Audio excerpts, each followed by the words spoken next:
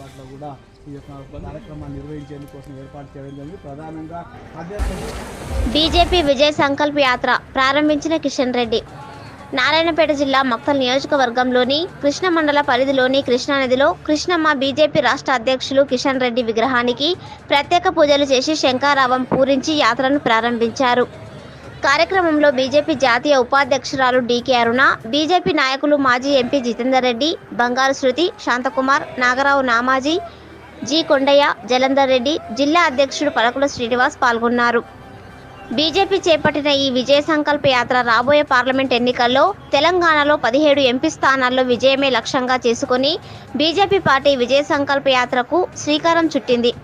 5 క్లస్టర్లలో 17 లోకసభ స్థానాలు, 119 అసెంబ్లీ స్థానాలు, 4238 కిలోమీటర్ల మేర ఈ యాత్ర కొనసాగనుంది.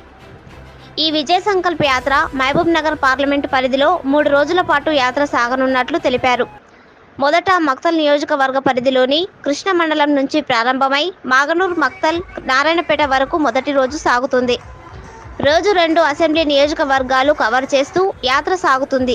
దీంతో పాటు మిగతా అసెంబ్లీ నియోజకవర్గాలతో పాటు నల్గొండ వరకు సాగుతుందన్నారు.